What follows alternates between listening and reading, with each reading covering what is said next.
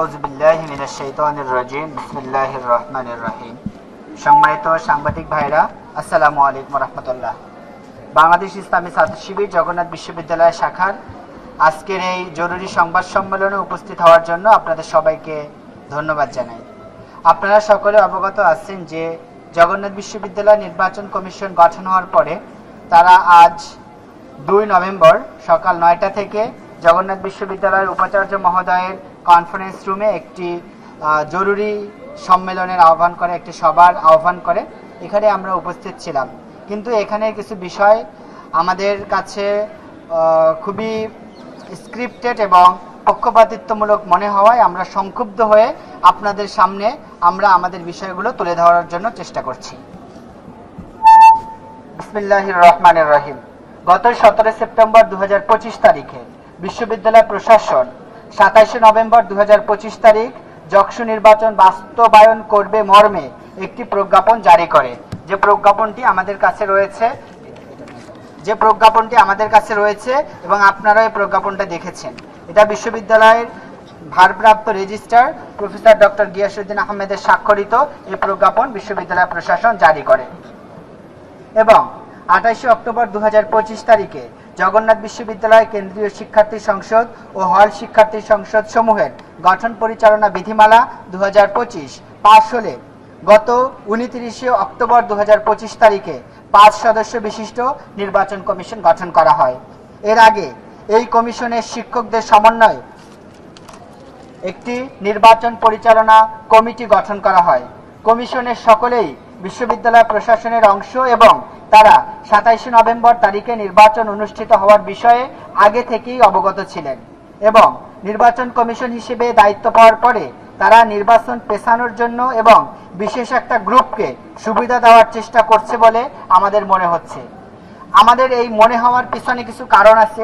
কারণগুলো হলো, 1, প্রশাসনের রোডম্যাপ ঘোষণা করা এবং তারা এই বিষয়ে আগে থেকে অবগত হওয়ার পরেও তারা নির্বাচন পেছানোর জন্য অপচেষ্টা করছে।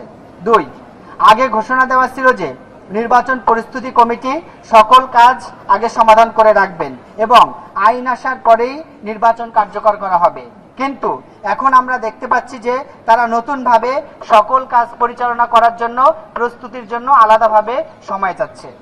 3, আলোচনার টেবিলে তারা একটি পক্ষের সকল সদস্যের সকল ধরনের কথা শুনছে এবং তাদেরকে বেশি মূল্যায়ন করে অন্য পক্ষগুলোকে অবমূল্যায়ন করে তাদেরকে যথাযথভাবে কথা বলার সুযোগ দিচ্ছে না।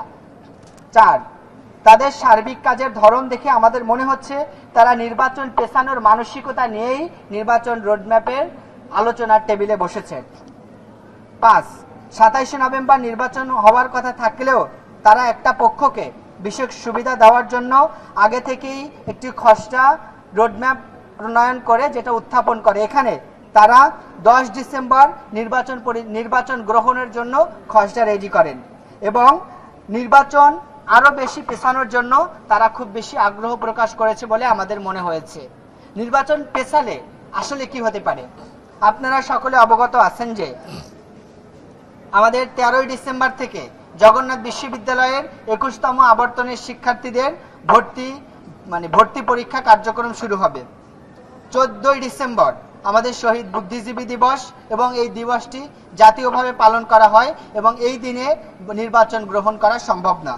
16 ডিসেম্বর আমাদের মহান বিজয় দিবস হওয়ার কারণে 16 ডিসেম্বরে জাতীয় এবং স্থানীয় এবং বিশ্ববিদ্যালয় প্রশাসনের পক্ষ থেকে নানাবিধ আয়োজন থাকায় এই দিনও নির্বাচন গ্রহণ করা সম্ভব না। নির্বাচন কমিশন তাদের কথাবার্তা এবং তাদের অ্যাটিটিউড দেখে যেটা লক্ষ্য করেছি যে তারা এই নির্বাচনকে আরো বেশি বিলম্বিত করতে চায়, মানে 16 ডিসেম্বরের পরেও নিয়ে যেতে চাচ্ছে তারা। 16 ডিসেম্বরের পরে নিয়ে গেলে ফলাফল কি হতে পারে?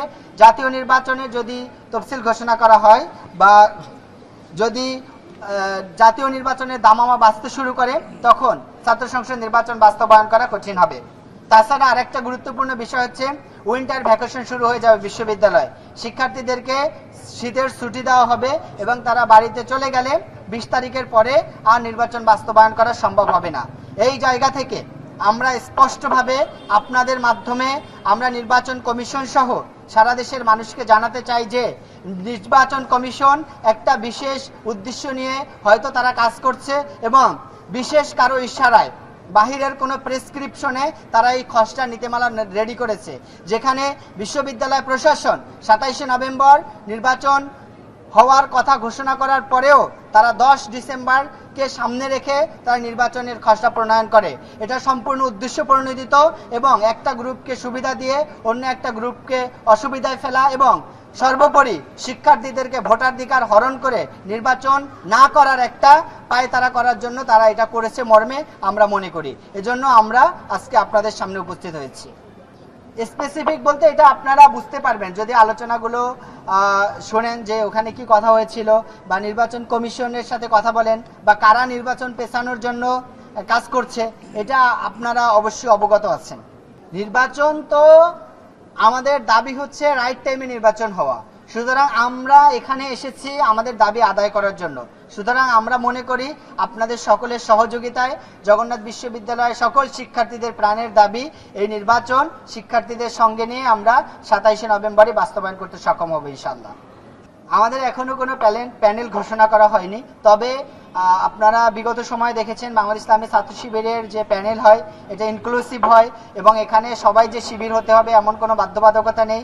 আমরা ছাত্র শিবিরের একটা প্রশ্ন থাকে, এর বাহির থেকেও অনেকে অংশগ্রহণ করে। যখন আমরা প্যানেল ঘোষণা করব তখন অনেকেই আমাদের প্যানেলে আসবে, তবে স্পেসিফিক এখনো কাউকে নেওয়ার বিষয়ে আমাদের কোনো সিদ্ধান্ত গৃহীত হয়নি। জি, আমি প্রথমে আপনার কাছে ক্ষমা চেয়ে নিচ্ছি এবং একটা কথা বলে রাখি যে বর্তমান যে প্রজন্ম শিক্ষার্থীরা তারা জুলাই বিপ্লব করা প্রজন্ম, তারা গুলির মুখে দাঁড়িয়ে নিজের স্বাধীনতা নিজের স্বকীয়তা বজায় রাখা প্রজন্ম। সুতরাং এই প্রজন্মকে 500-1000 টাকা দিয়ে কেউ কিনে নেবে এই বিশ্বাস আমরা করি না। আমরা মনে করি এই প্রজন্ম নিজের জীবন দিয়ে দিবে, তারপরেও তারা কারোর কাছে অন্যায়ের কাছে বিক্রি হবে না মর্মে আমরা দৃঢ়তার সাথে বিশ্বাস করি। এটা হলো একটা বিষয়। আর ওয়েলফেয়ার পলিটিক্সের যে বিষয়টা, আমরা ক্যাম্পাসে যে কাজগুলো করছি প্রথমত আমরা এই কাজগুলো সব প্রশাসন থেকে আদায় করার চেষ্টা করছি।